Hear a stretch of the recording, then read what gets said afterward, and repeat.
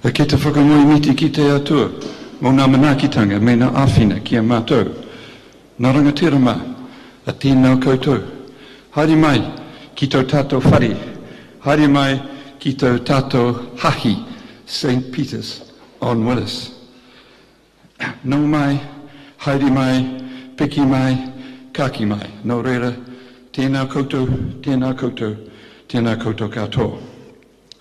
Te piri mihia, ko Jacinda, tēnā koe, te pepe, tēnā kaurua, tēnā kaurua. Te rangatira, Grant, tēnā koe. Nō reira, kia ora koutou katoa. Just like to welcome everybody here to St. Peter's on Willis.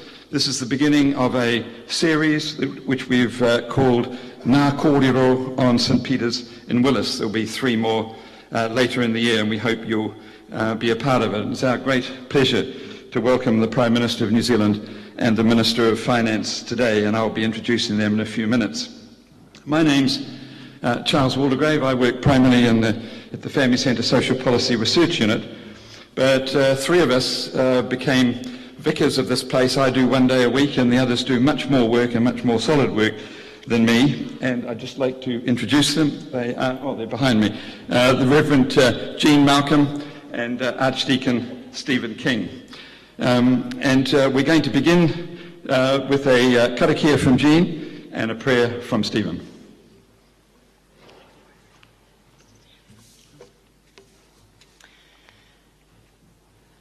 E te atua, e arohaina ana mātou e koe, e hia ana koe ki a mātou ki a tiaki tētahi ki tētahi. Kua tae mai mātou i tēnei pō ki te whakarongo, me te urupare ki te wero, ki te tiaki a rātou me te ao. Manakitia tō tātou huihuinga i tēnei pō, me homai ki a mātou te maia ki te whakarongo pai, me te tuku i a mātou ki te kawe i te tika me te aroha. Ki ngā mea katoa kei a tātou. Amen.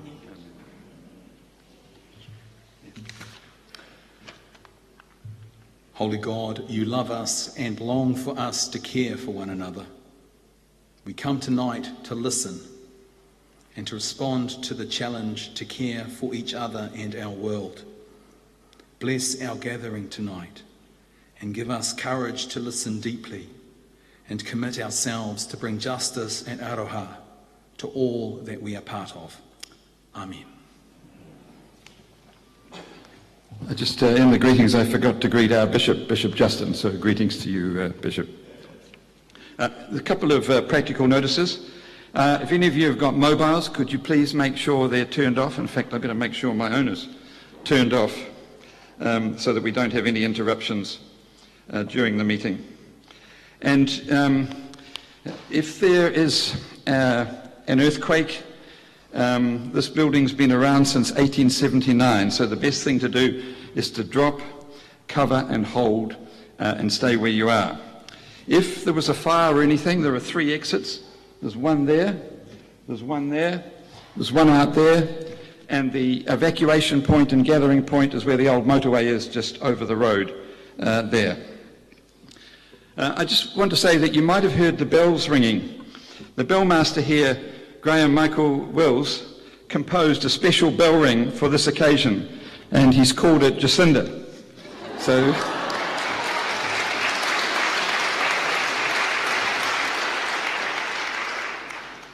So what's going to happen here now is that the Prime Minister in a few minutes is going to address us on, outline her achievements, or the achievements of her government in the first 100 days.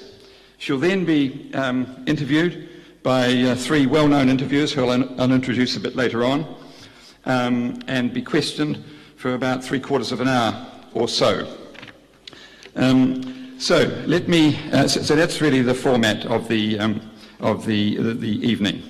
So let me introduce first Grant Robertson. Grant, of course, is well known to everybody here. He's our local MP in this area at Wellington Central. He entered Parliament in 2008 and had a brief stint as Deputy Leader of the Labour Party under David Shearer in 2011. And he's now the Minister of Finance for the current government. Could you please welcome the Honourable Grant Robertson.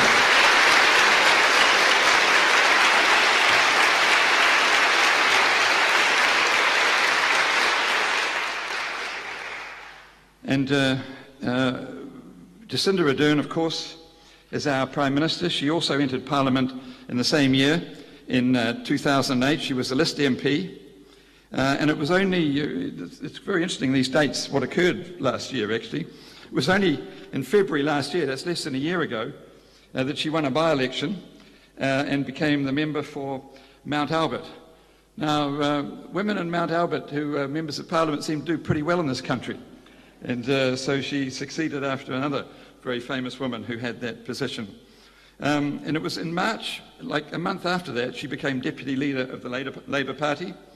And it was only on the 1st of August that she became Leader of the Labour Party. And on the 26th of October 2017, she became the 40th, sworn in as the 40th Prime Minister of New Zealand.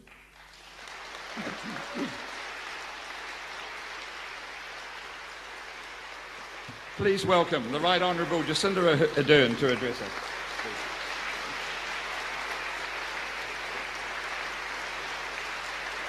Kia ora koutou katoa, ngā mihi nui ki koutou. Thank you so much for that warm welcome. And thank you so much to this parish and church leadership, to the Bishop for hosting this event tonight and giving Grant and I this wonderful opportunity to share some time with you.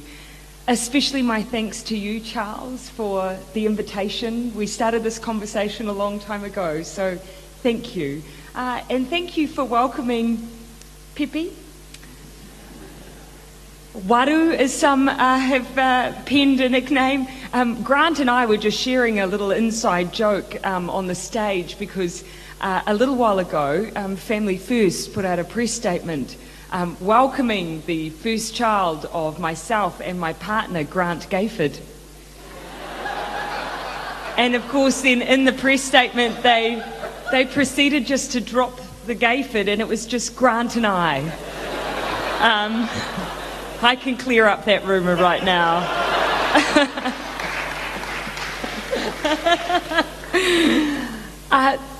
I welcome also the opportunity I'll have at the end of this session with you to answer questions, but as has been acknowledged, Charles's expectation of us here today is to summarise what we've done in the last 100 days, so you'll forgive me if I go on a little bit. It may or may not cut into question time slightly, but that isn't a deliberate action, it's just the list is very long.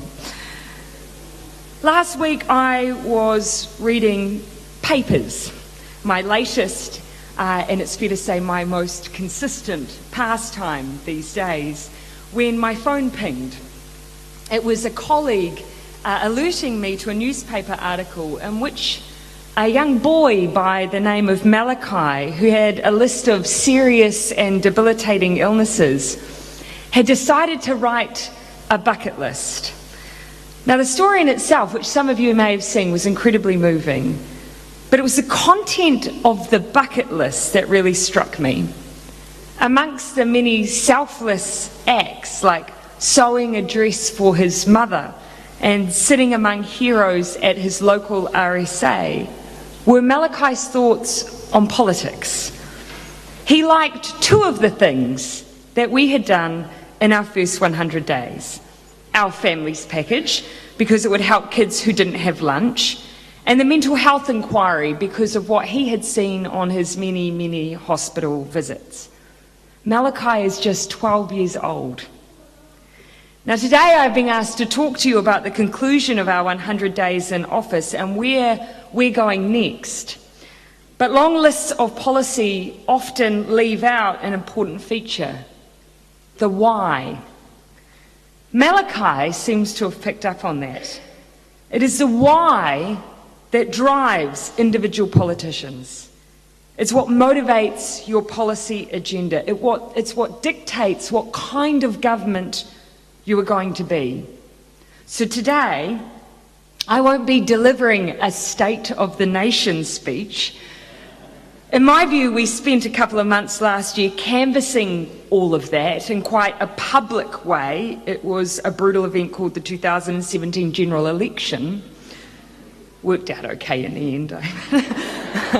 Instead, I'm going to look forward to tomorrow and the next few hundred days after that, and further still to the kind of government we will be as we work to leave a legacy of a stronger, fairer, kinder New Zealand. Now, at the state opening of Parliament last year, the speech from the throne outlined the ambitious program of work we are embarking on, drawing from the priorities of all three parties that make up this coalition government. Our plan for the first 100 days set the direction out for that work. Now, I should be clear from the outset, though, the 100-day plan was a kickstart, and one that did two things. It looked to rectify wrongs or policy imbalances in our system. Not all of them will be completed in 100 days, though, and the next step is to carefully see them through with equal urgency. The second thing the 100-day plan did was indicate what is important to us, the kind of priorities we have and will continue to have. Now, it was not an exhaustive list, but it was a very good guide. For instance, soon, people who rent their home will have confidence that it's fit to live in as a result of our Healthy Homes Guarantee Act. We're moving one step closer to improving home ownership by banning overseas speculators from buying existing homes. We've resumed contributions to the super fund, started work on a climate commission, introduced changes to employment law to bring fairness back to work, and kicked off a review to make our tax system fairer and more balanced. A centrepiece has been the families package. We're lifting family incomes by meaningful amounts and helping ensure that the elderly and those on lower incomes can afford to turn the heater on through our winter energy payment.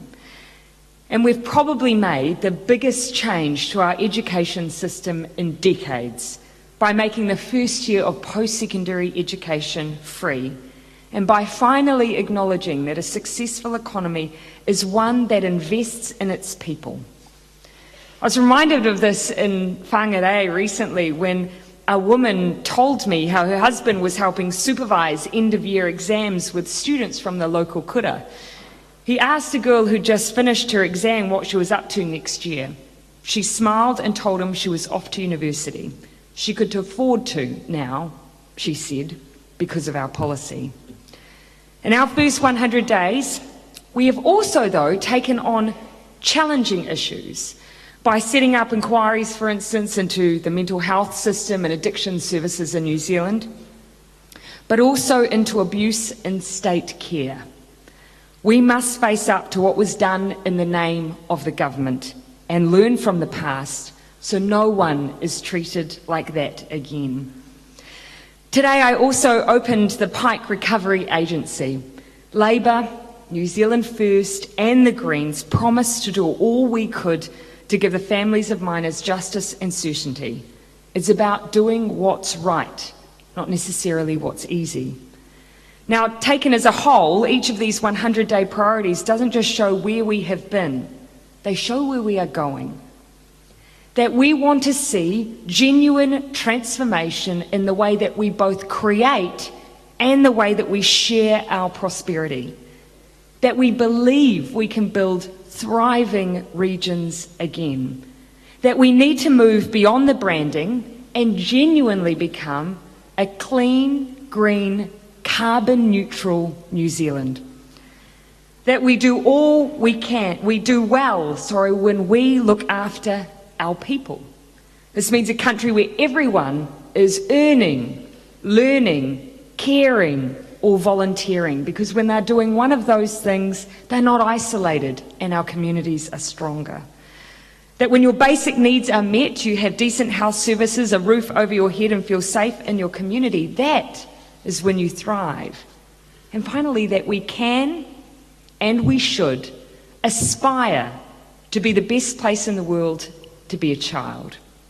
Now, under each of these priorities sits a policy plan to back it up, which I'll be sharing in more detail alongside our coalition partner and our confidence and supply partner as the year progresses. But again, that question that I don't think we spend enough time dwelling on, the one I wanted to cover today, is the why. The question that determines what kind of government you'll be and what you leave behind. Now, when you think, for instance, of the Clark government, you probably think of rebuilding social infrastructure and perhaps more accessible tertiary education. For the Kirk government, it was the relationship the Crown built with Māori. And for Longi, perhaps it was the strength we built as an internationally plucky nation that knew what we believed in. The kind of government we will be, in part, will be determined by our response to where we are right now in 2018. We are facing some significant challenges, some of which we haven't seen politicians in the past speak openly to the public about, like our growing prison population, and in particular, the high rates of Māori imprisonment. We must be a government that is transparent and open about the big challenges that we have to take on together. We are members of a Pacific community who are under threat due to rising sea levels, and all the while our contribution to international issues has eroded. We must be a government who once again uses its voice and resources on the international stage. We've seen increasing signs internationally that people are disengaging with politics and feel that politicians aren't responding to their needs anymore. We must be a government that is transformative and accessible. And we are a nation that has duties and responsibilities under the Treaty of Waitangi that extend to and beyond the negotiating table. We must be a government that builds not just relationships, but partnerships with iwi. This is the kind of government we can and should be, and it's also our why. But with all of these things, you can, of course, run the risk of being accused of political rhetoric. No one in my government wants that. Accountability not only helps you and the public, it helps us to tell our story. I suspect that actually the last government had a sense of that, and that's probably why they established their better public service targets. We have said that in our view, they weren't broad enough. Why tackle, for instance, rheumatic fever alone when a government should tackle cold, overcrowded housing and child poverty? Now, you would have already seen that yesterday we released our Child Poverty Reduction Bill, a bill that sets a framework for how we will hold ourselves to account for improving the well-being of our youngest citizens. Our plan is to put an end to the debate over how we measure poverty by finally agreeing on a set of robust measures, but also requiring successive governments, not just us, to set targets against them. And how we will hold ourselves to account for our own targets?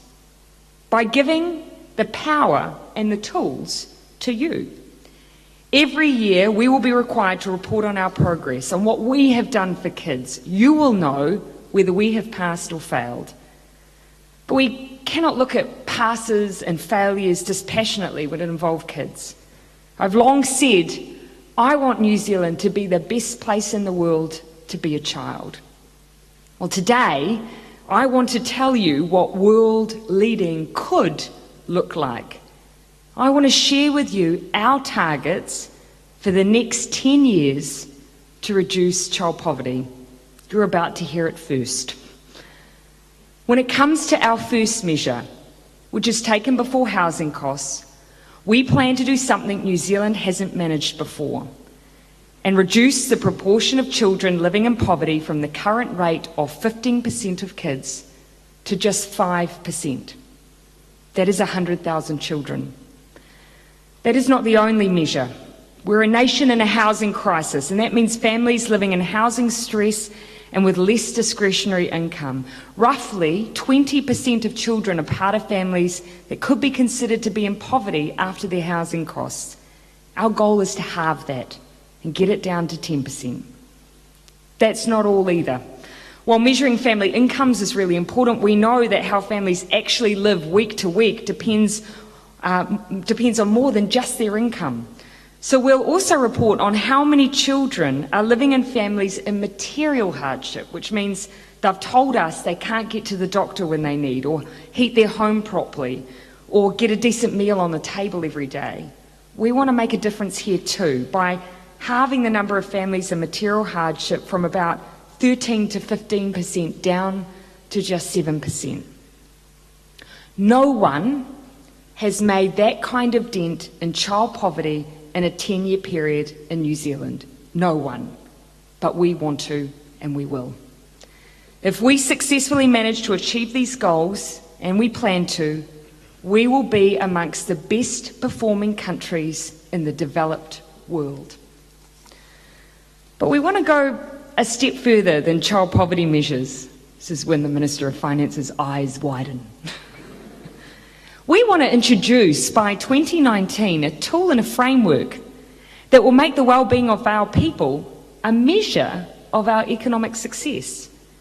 We want New Zealand to be the first place in the world where our budget is not presented simply under the umbrella of pure economic measures, and often inadequate ones at that, but one that demonstrates the overall well-being of our country and our people.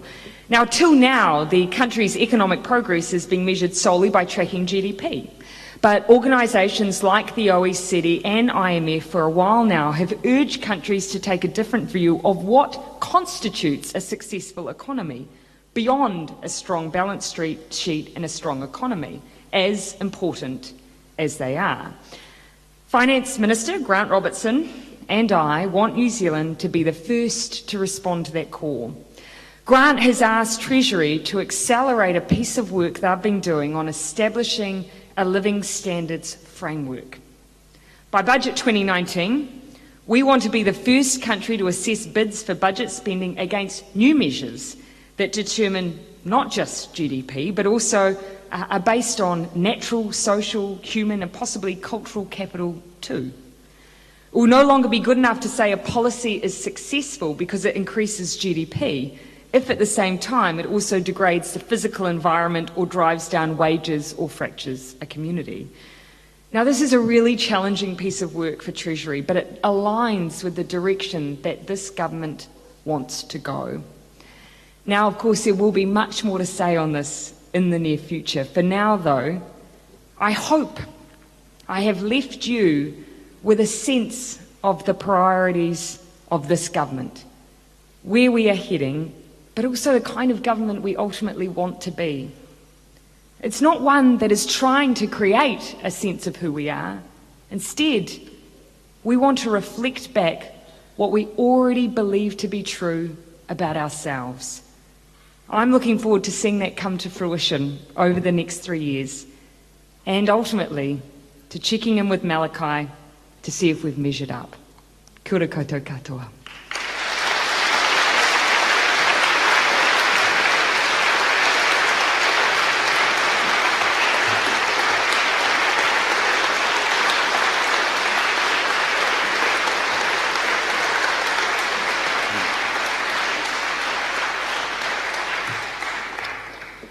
We do best when we look after our own people. Fantastic. Okay, now we're going to introduce the three interviewers, and we've got a very professional team here. So Ian Johnson is a member of this parish, and those of you that are a bit older will remember some of his reporting from on apartheid from South Africa, some of the documentary work that he did, and Crime Watch, of course, one of his iconic pieces, and of course he'd been an election night anchor himself for TVNZ.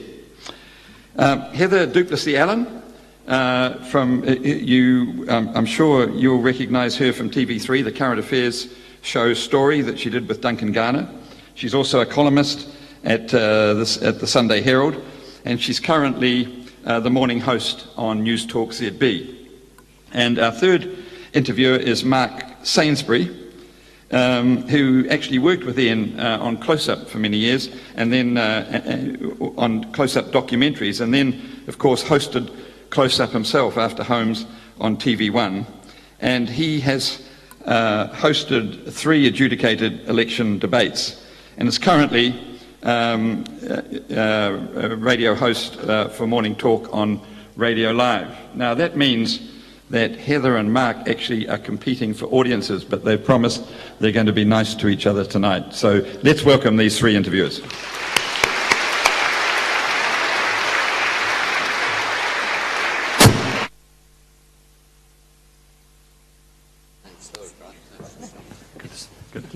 Are your mics all right, guys? I just want to make sure mine. Is this working? Yeah, kia ora tātou. Lovely to be here. But I must first welcome those who are watching us at home, live streaming and so on.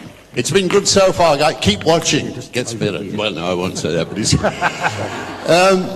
lovely to be here, although I have to confess that I didn't really kind of know this was going to happen. What happened, Charles said we're going to do this series called Ngā Kōrero, and it's going to be major public issues and interviews and that sort of thing, and talks, and would you help us? I said, sure, if I can. Yeah. He said, good, we got the first one organised, and that involves an interview with the Prime Minister. And I said, you what? I said, I said, you mean the Prime Minister? And he said, yeah, that's right. And I said, well, it's really quite a long time since I interviewed one of those, and when I did, I could remember a good deal more than I can now, like people's names and a few facts. And he said, well, don't worry about that. You've got friends, haven't you? I said, sure I have. And there they are. And it's one of the lovely things about our trade, that when you get to my old sere and yellow stage, you always know that if you've got a really big gig on, you can call up a couple of colleagues and mates who are with it, brighter, younger, quicker than I am. Thank you so much for being here, you two, and keep listening in the mornings, everybody, will you? Well, what we're going to do, the Prime Minister, by the way, ma'am, my compliments. This place, when I came in, made me think rather more, not of St. Peter's on a Wednesday evening, but rather of the Basin Reserve on a hot summer's day, crowds of faces everywhere, and I thought you did, you did a splendid Martin Guptill opening there, so thank you very much for it. What we're going to do now is follow up on something that the Prime Minister mentioned, which is where to now. And what we've done is we've asked frontline leaders across the country who are working in housing, in jobs, in health and business, trying to get people moving forwards in our country. They asked them to tell us what they think right now needs urgent government attention and continuing on over the next time. Now, we've got 20 questions, but we've got 45 minutes to put them, so we'll keep a pace on, folks. Thank you very much. And I think what we'll do is just one question each on housing and health. And Mark, you have the first one, I think, which is on housing. Thank you very much, Ian. Look, I just hasten to add, when Charles was introducing Ian, I just may need the explanation. Yes, he was on Crime Watch as a presenter. Just in case anyone was getting worried. Yeah, look, housing was one of the big issues for all of us right through the election. It still continues to be a major issue. And this was a question that came in from Scott Figgenshow from Community Housing Aotearoa. And he's saying, of course, look, people want to get out of rental and towards housing. It's good for them, it's good for their families, it's good for everyone. Do you still believe our country should be a property owning democracy? And if so, how do you encourage that? And what about a return to state advances loans? How would you achieve this? So to answer the first part, yes.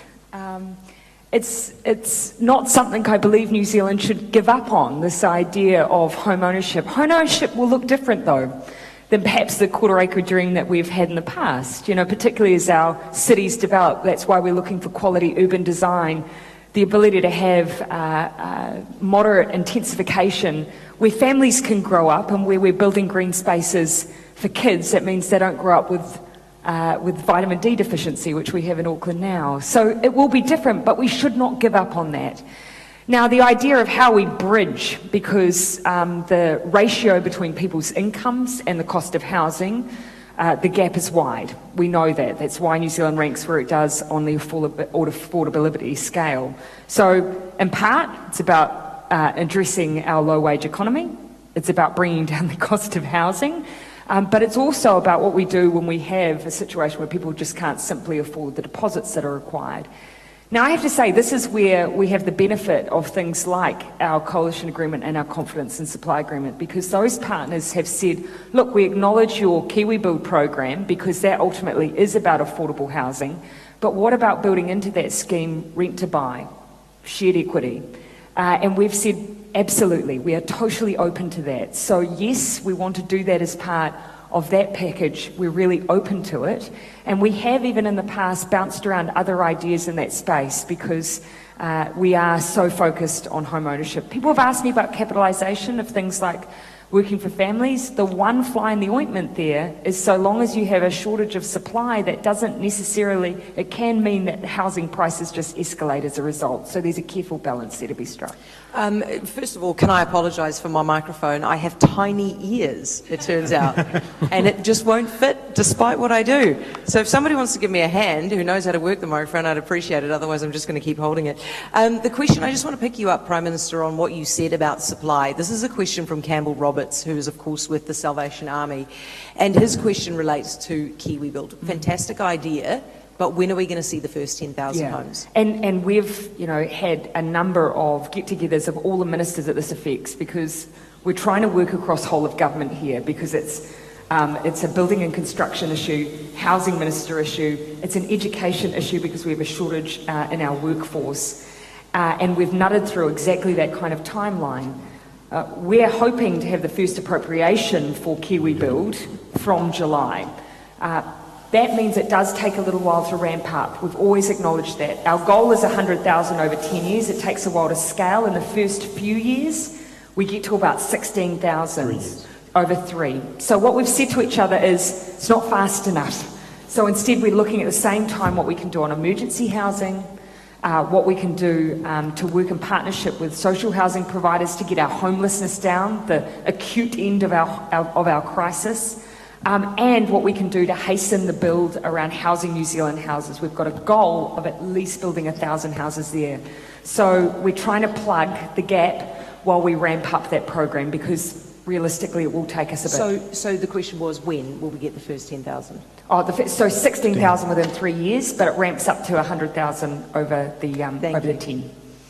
Thanks. Mark, do you think the Minister might have a view on this rental business in Wellington? Look, there'll be a lot of people in this very building, of course, and you'd know this, Grant, who are struggling to find somewhere to live or somewhere to rent. The competition, it is just absolutely appalling. How do we deal with that? Yeah. I'm going to hand a rant over to Grant, because he's particularly at the end of tonight, if you want to take a walk down the road to my electorate office at 220 Willow Street in the next block, you'll see the entire window is covered in messages with the contact details covered up of people who responded to a Facebook post that I put up about the struggle people are having with rents. It is in Wellington City at the moment a chronic problem. Ultimately, it's about supply. It's about making sure that we actually get the supply of houses built, and that enables people both to buy them but also to be able to move through the rental market. In the meantime, and on an ongoing basis, more people are renting. Nearly half New Zealanders rent at the moment. And so we have a program now to strengthen the rights of renters. So Phil Twyford is reviewing the Residential Tenancies Act so that we can address some of the really egregious things, like the letting fees. Who's paid letting fees in here? The letting fees, which actually should be being charged, in my opinion, not to the renters, but actually to the landlords. But also starting to address the chronic problem caused by 12-month leases and what that means in terms of rental increases, and starting to look at things like whether or not we limit rental increases to once a year. At the moment it can be every 6 months. So all of those issues, Mark, need to be addressed to make sure that renters actually have decent rights and conditions, as well as being part of building. But here's part of the problem. You hear this, and people ring in and talk to me about this almost every day, and they say, look, yes, the government gives us, when they do help us, and they give us, look, here's some extra money, or like the students, here's an extra $50 a week. First thing that happens is the landlords up the rent. Yeah, and look, you never get ahead. Yeah, well, that's particularly the case in Wellington at the moment. I was talking to one of my colleagues from Dunedin, where there is a surplus of student housing, and that hasn't happened. So the issue here has to be resolved by making sure we get this rental market working properly, the housing market working properly. But I was going to reflect on the earlier question. These problems build up over a period of time. And actually, I'm not just going to say it was the last 9 years, but it's built up over an extended period of time. What you've seen from this government is the willingness to step up and say, the housing market's broken, we're going to intervene. I hope people can see that that is the direction of travel, and we will resolve these problems, but it is going to take time because it's taken so long to build up. Grant, I just want to pick you up on something that you said there, talking about something that Mark has just raised, giving another $50 to students. I was trying to buy a house late last year, and the rental agent, or the chap who was selling me the house, said, watch what's going to happen. They're going to give them $50 more, and it's going to push up all the rentals by $50. I'm going to jump in on that. Go for it. What, do you want to know the question, or just... Oh, sorry, I just assumed it was... No, there's a point. policy. There's a point coming. The point was, we saw it coming, right? We knew this would happen, and it puts pressure on families who don't have that extra $50. So what happened there? Did you just not see it? So we should have seen coming the unscrupulous behaviour of Yes, someone who rents a home. It absolutely. First of all, it hasn't happened everywhere. As Grant has pointed out, there have been some areas where it hasn't been reported nearly as frequently as it has here, where sometime, particularly in that student rental market, we've had a tightening of supply. But that could never, you could not have convinced me that we could not respond to the fact that students couldn't buy food. And the reason we shouldn't increase the student allowance is because landlords might act in an unscrupulous way and try and suck up their student allowance. That wasn't a reason. $170 a week is not enough to live on. So yes, we have to tackle the other side of the problem, but actually for those students who are areas where they haven't got that kind of behaviour, that money is going to food, and it's going to their ability to live. Understood. Thank you.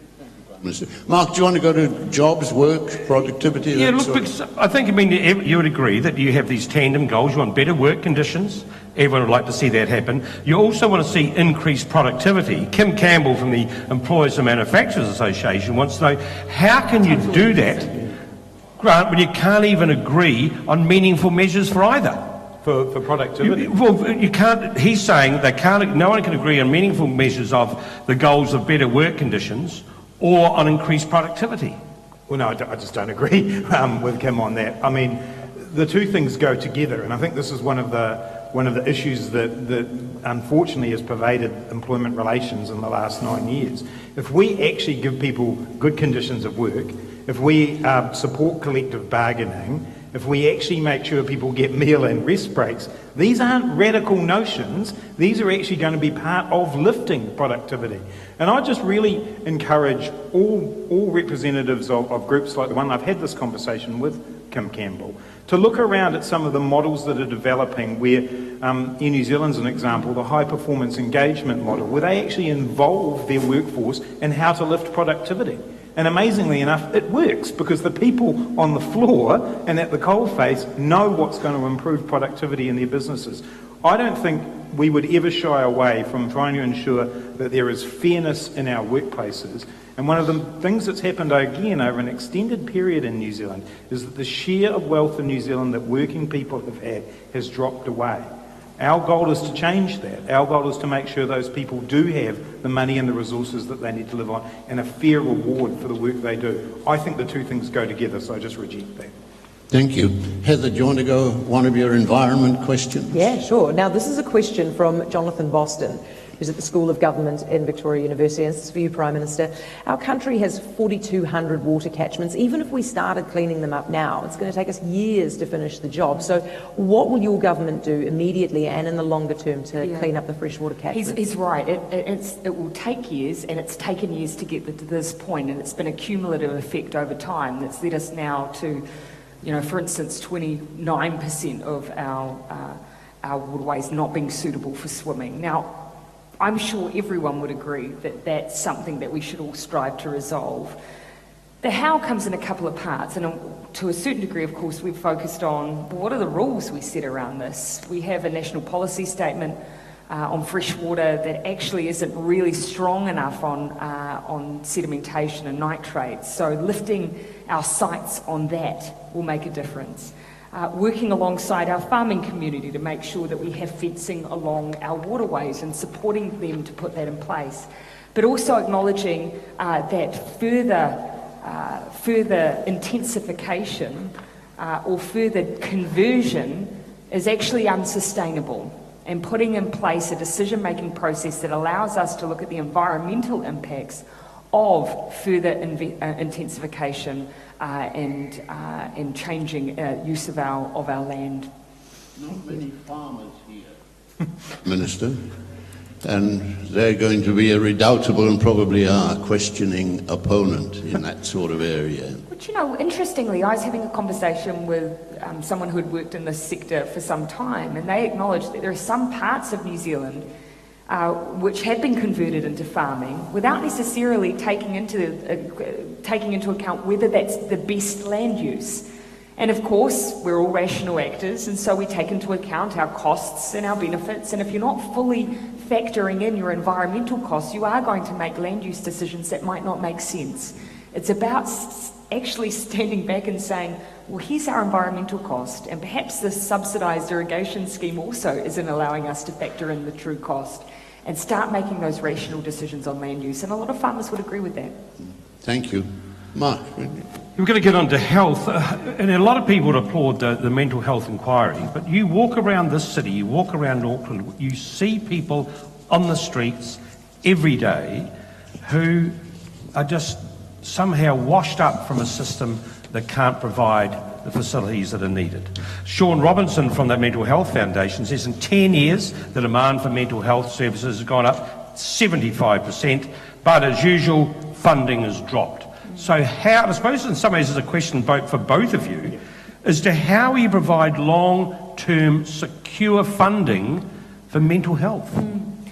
And one of the reasons we've said we want to start with the inquiry is not to delay action, and I would hate for anyone to feel that. In fact, the most difficult thing for us was, one of the more difficult things for us was to weigh up giving it a decent amount of time, but also taking action as quickly as we could. That's why we settled on an 8-month process so we could feed into budget 2019. And in the meantime, start acting on the things where we know we have pressure points. We know our rangatahi are particularly affected, our LGBTQI community particularly affected.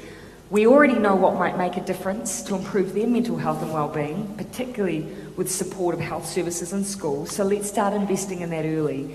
And some of that primary mental health is the way that we can make sure that we're perhaps not having the same demand on our tertiary services. And there's probably, I'd say, just from where I'm sitting before the review's taken place, it seems like there's been neglect in the ability to access those services quickly and on time. And the other thing I'd say is this is also about the priorities that we as a government set for the district health boards. So when Labor was last in government, we had a set of priorities and it included mental health. The previous government came in, cut those priorities in health and took out the mental health one. And DHBs will follow the money. They will follow where they're being asked to go. And the problem is we have not focused enough on mental health as a country. The commitment this government has is to say it's a priority. The Prime Minister's outlined the ways in which we're going to go about that.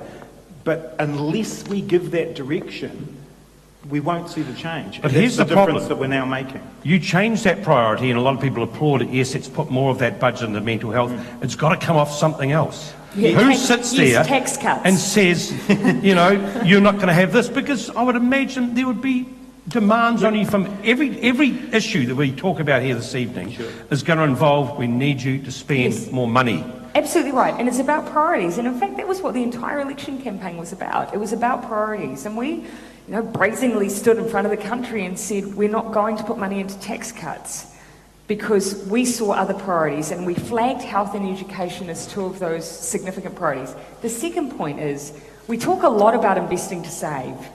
And health is such a good example, and education, a good example, where we invest in those services, then in the long run there are dividends, and it's both in terms of the loss of potential, the societal cost of the isolation of someone who isn't having their health needs met, but also the cost of services. Look, just one other thing. This was a question from Chris Cunningham from Massey University Centre for Māori Health and Development, and this is tobacco. The tax on tobacco is now almost $1 a cigarette, yet less than 5 cents is spent helping people to give up smoking. And those services have been cut over the past 5 years. Will the tax review ensure more tobacco tax is spent to encourage Māori, Pacifica, pregnant women and young people to stop smoking? The tax working group is looking at exactly those issues, and I'm not going to say tonight, yes, they will do that. That's what we'll be looking to see what they come up with the recommendations. Chris is among a group of people at Massey and at the med school here in Wellington who do the most brilliant work on that, and so I'll trust his numbers implicitly there. That doesn't seem like a good mix to me in terms of the amount of money that comes off that, so clearly we need to look at it. And I have heard that raised before, so it's a good point. Thank you. Heather, you want to go on justice? Right, before we get to justice, we've seen the poll numbers from 3 News Read Research, and it's quite a jump for the You don't government. work for them anymore, Heather. You No, I shouldn't have named them. I do that. Yeah, this guy does. He's making me do it. But a jump for Labour from 37% at the election to 42% tonight. National steady on 44.5, which is pretty much what it was. That is a huge vote of confidence in the government. There's pretty much no other way to see that. But New Zealand First, crashing down to 3.8. Prime Minister, you worried about that because they are your support partner? Yeah, look, when you see, then you see Winston Peters' personal numbers, which tell a different story. So look, I mean, when you get to certain points in these surveys, sometimes they bounce around a lot, and that doesn't really feel quite right to me. But one thing I will say is, my view and the view of the public in that poll is favourable towards the coalition as a whole, and in all its parts. And over time, as we see the rollout of things like the Provincial Growth Fund, things that New Zealand First have really championed, I think we'll start to see the contribution, and the public will see the contribution they've made to this government. So if you think those poll numbers aren't right, where do you think they should be? Oh, just instinctively, I don't believe they've dipped below the threshold. I just don't. Oh, you don't think New Zealand First has fallen that far down? No. Okay. Oh, all the good numbers, I'm totally behind.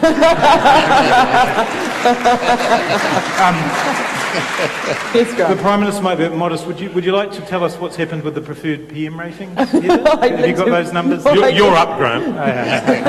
As per the media, I did it once over lightly. I didn't look at it deeply enough, and I apologise. On the justice, this is a question from Muriel Tanoho from the Living Wage Movement. 5 months ago, in this church, a pledge was signed about basically, and Grant, I think this one's really for you, adopting the living wage in the core public service. It was signed by all the parties who are currently in the coalition. What are you doing to get there? I was just reading a cabinet paper about that today, actually. So we're working towards that and the implementation of that. And while Muriel's here, it's all a bit weird when these guys are asking questions and the people who've asked them are actually in the room. But shamelessly, a huge plug for this church's role in supporting the living wage movement. And Lindy's over there as well, Lindy McIntyre and Muriel, for the work that you've done on the living wage. It's just been huge leadership. Could we show some appreciation for that living wage movement? The challenge, just to finish off, the challenge, so that's us being a good employer and saying we'll do that, and we're well on the way towards doing that. The challenge then is the wider state sector and the wider public sector. But I thought Trevor Mallard showed a really good practical example of what you can do there.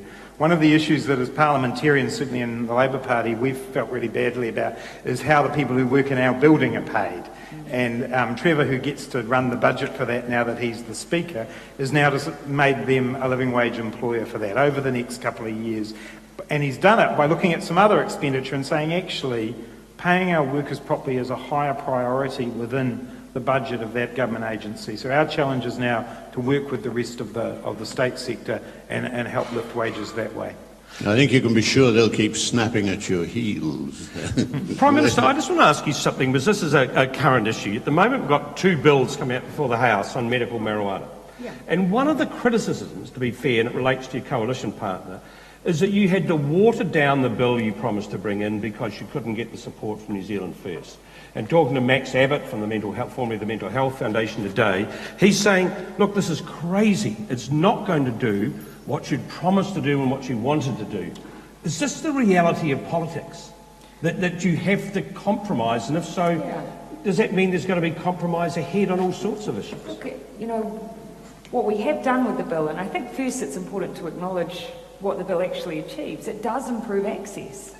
And that's what we said we wanted to do. And it also gets to the root cause of some of the problem, which is the fact that not enough has been done around medicinal pharmaceutical products to develop them, research them, bring down the cost, make them more widely available. So we've even tried to address that in the bill. So it does certainly take us further than where we are now. Remove some of those barriers to access. Cost is the gnarly one we want to get to, though. Does it go as far as we could have gone? No. It doesn't go as far as we could have. But that's democracy. You know, people voted. And then with the outcome of that, we sat down together and we got as far as we could. And we agreed, all right, this is our government bill. This is what we will vote for. Then another member used the members' bill process to bring a bill that went a step further. And then that was the chance to test whether Parliament wanted to do that. I'm voting for that bill. I wanted us to go a bit further. I'm open about that. This is MMP, and I think we should talk about those opportunities where some parties believe different things than others. But I think what we'll demonstrate over the next 3 years is we are a true MMP government. We will move forward. Sometimes people will want a bit more, and sometimes we might get there. Does it worry you, though, that getting as far as you can sometimes just won't be enough? Do you know what? The alternative It's not getting anywhere. is not getting there at all. Not even improving the status quo.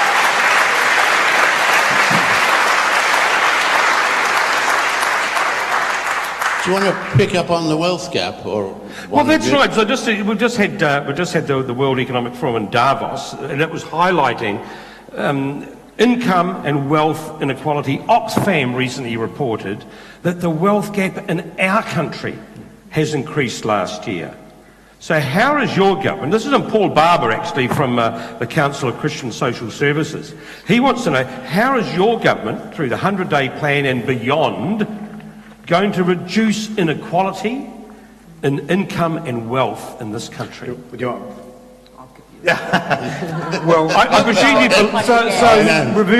Reversing some tax cuts that were going to deliver $1,000 a year to people like me, and turning them around and giving an average of $75 a week to some of the poorest 385,000 families in New Zealand sounds like quite a good start in 100 days to me.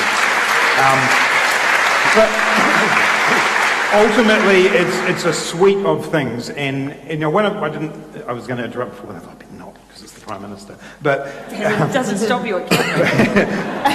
but there's other people here now. But one of the things that kind of maybe didn't get noticed when we did the mini budget was the forecast is that over the next 4 years, wages growth in New Zealand will be on average over 3% a year.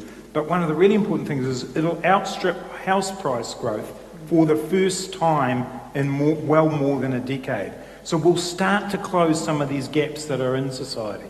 It's about lifting wages through mechanisms that we control, like the minimum wage and doing the living wage, but it's also about those productivity challenges. It's about that young woman in Whangarei knowing that she's got the opportunity to go and get more skills and more training and then get into work. None of it happens an individual little, by one silver bullet, but when you put all those bits together, if you take seriously the challenge, then we'll reduce that inequality. I should say, because the answer will get too long, income inequality is one thing, asset and wealth inequality is another, and that's what the housing challenge is about. Minister, another aspect, a particular one on the housing challenge, you've said that you want to increase Maori home ownership and reduce Maori imprisonment. Okay, where are we going? What are the targets? How's that going to happen? I think I've said that. Covered that? You're happy? And I've said it this week, and absolutely. No, my view is as long as we have those disparities, we're failing. And from memory, Māori home ownership is sitting at something like 27%. It's incredibly low. Now, there's a specific opportunity there for us, and our Minister for Housing is already looking to form relationships with Ngāi Tahu and Tainui, those who are interested in housing development that specifically ensures we lift those Māori home ownership rates. Because in partnership, I'm sure we can move more quickly than we can alone as the Crown. So there's opportunities there. On incarceration, we have 10,500 people in prison in New Zealand. Now that is continuing to increase at such a rate that in 3 to 5 years we will be having to build a new prison every 3 to 5 years. Now, not only is that unsustainable, I would agree with the statement that was made previously by Bill English that that is a fiscal and moral failure, particularly when you have a country whose crime rate is going in the opposite direction. Now, any policy person worth their salt would look at a graph like that and say, what is going on? And that's what we need to do, together. We're not going to look at those graphs in a room alone. We're going to open them up and say, how do we resolve this issue, which is taking us in the opposite direction of most developed countries, together? Because it's a mark of a total failure. Yeah, but how do you...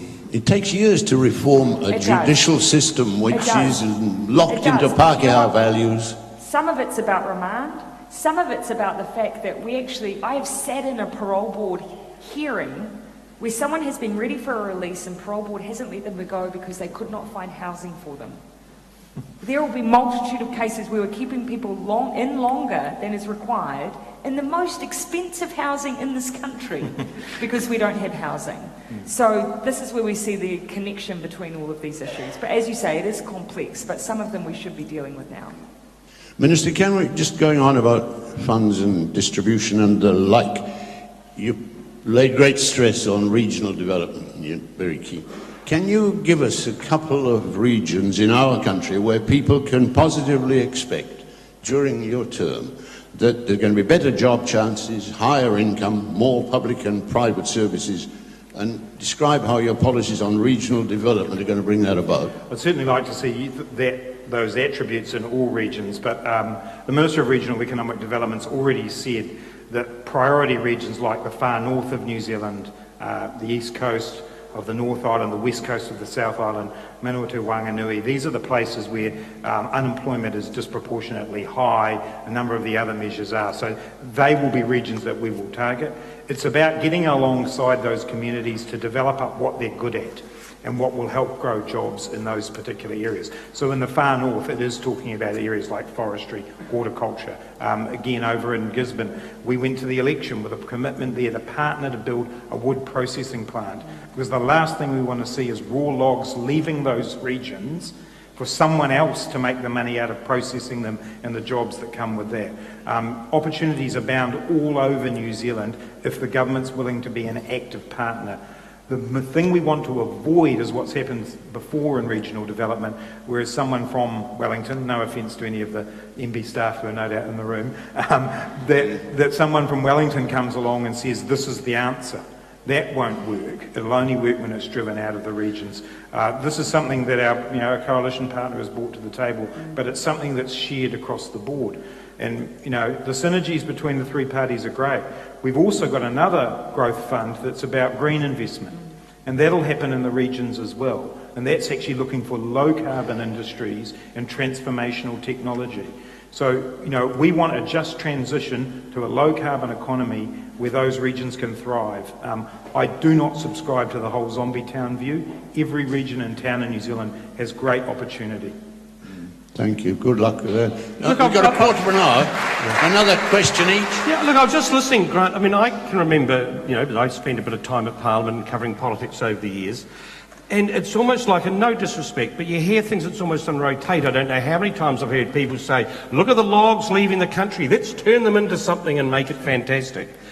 And successive governments have said this, but it doesn't happen. What's going to be the difference with you guys? I think, you look, fecal. I've been around politics a long time too. And I don't think any politician ever makes those statements sitting there thinking, I'm not actually going to do that. They don't. They get thwarted. We all have these ambitions, but, what we've been really focused on is demonstrating through our actions, not just our words. Now, if you look at that 100-day plan, there was a heck of a lot of work in that. There was ambitious stuff in there. There were plenty of things that at multiple times, particularly the first year free, post-secondary education, where we were told it couldn't be done, and we did it. Now, I'm not being naive here and claiming that everything is easy and will be resolved quickly. Some of it's going to be hard, and we'll be open where we hit an obstacle. But part of what we want to be different about the way we behave is we will be openly ambitious. It's one of the reasons we're setting these child poverty targets. We want to be transformational. When it comes to regional economic development, we're actually just going to muck in ourselves. And I think that will be a big difference from the past. Just one quick point to add to that, which is that I take the point you're making, Mark. I think what we're trying to show is that if you just tinker around with some of this, you won't solve it. So you've actually got to address the fact that part of the economic model's broken here. So I'm not ashamed to say that's an interventionist policy doing the provincial growth fund. It's actually saying the housing market's broken, so we're going to get in there and build some houses. You know, there are lots of labels. Winston Peters talks about, you know, when he made his announcement about the fact that the neoliberal model has failed large groups of people. What we're doing is saying, all right then, we'll actually attack that model and intervene where we can. I think that'll make a big difference as to whether we achieve it. Thank you, Grant. It's taken a long time. But,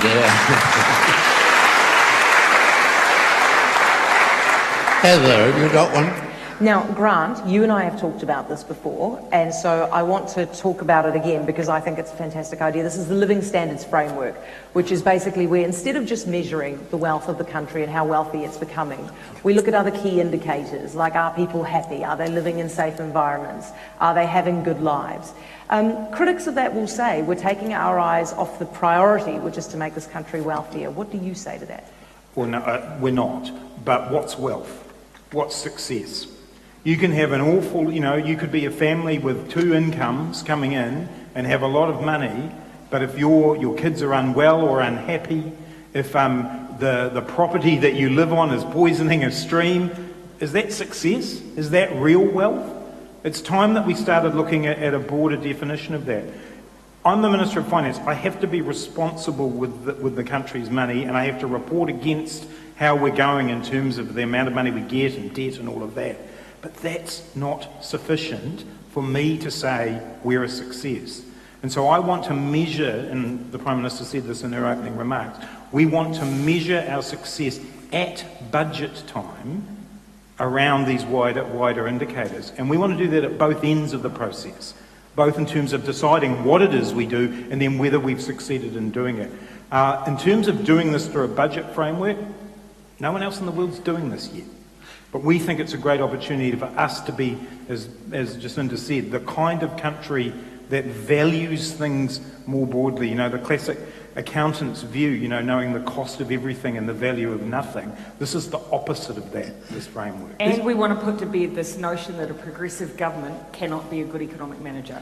There's been a lot of talk tonight about targets and measurements and saying, look, we're going to do this so you can judge us by how well we've done, which makes me wonder about something that seems a little curious as to why you would dump the better public service targets.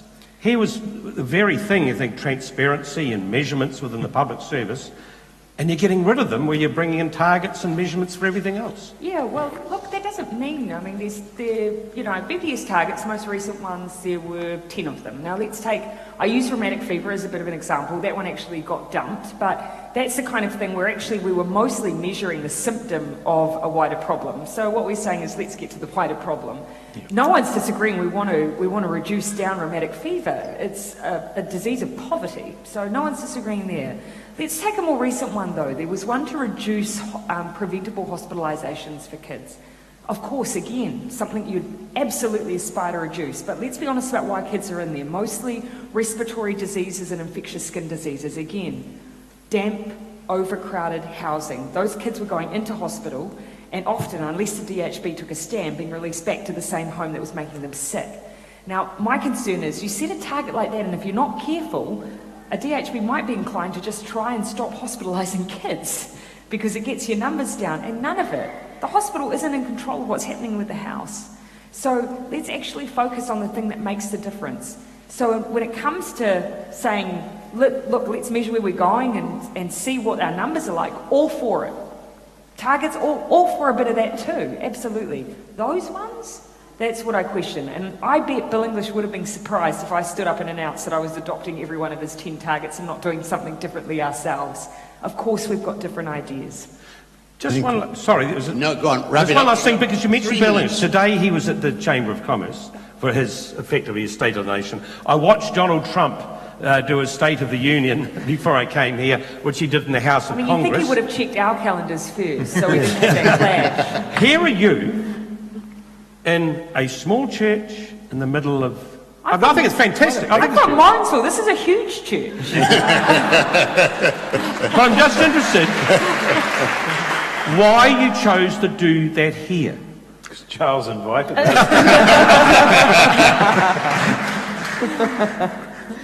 you know, I mean, it wasn't deliberate. People will draw what they will from that. But I would equally give this exact same speech at a Chamber of Commerce. I'd say exactly the same thing. You know, I'm not tailoring a speech for a particular crowd. Our priorities are our priorities.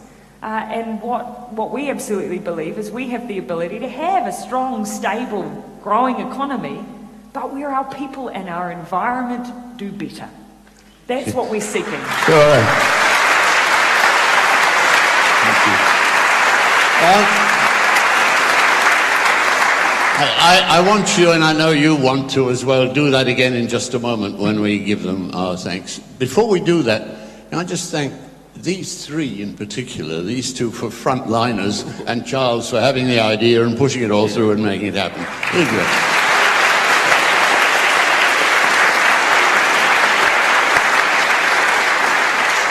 And I tie in with that all those who've worked so hard to have the place clean and tidy and ready for us and so on. Kia ora, thank you very much indeed. But above all, look, thank you both very much for coming here, being open, telling us where you are, what you hope for, and lifting our spirits. Kia ora. Thanks.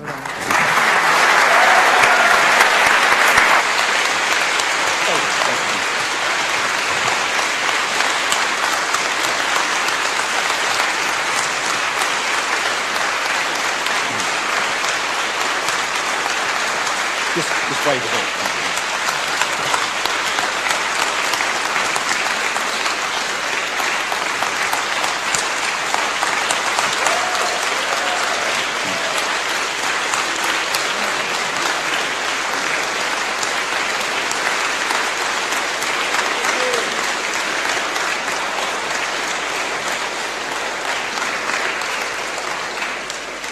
I wonder if you would have got that in the Chambers of Commerce, Prime Minister.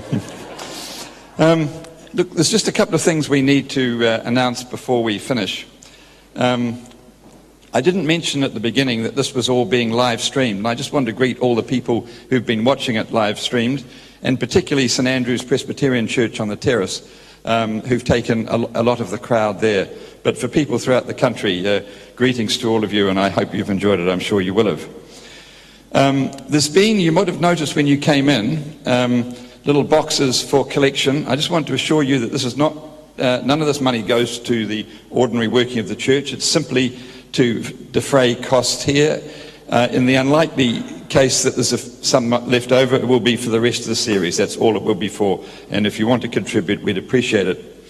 Now, we've got food trucks outside. We couldn't get food inside because we want to be able to continue this discussion. They've got to go back and deal with the Marana bill, I think, in Parliament. But we're keen to sort of keep discussing. So those who want to stay, there's food trucks outside. You have to purchase the food, of course, and you're welcome to bring it back into the church, and there'll be lots to discuss.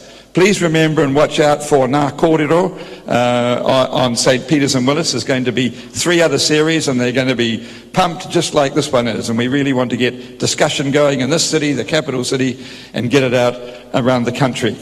And finally, I just would like to thank our interviewers. They contributed their time free to this. I think they did a grand job.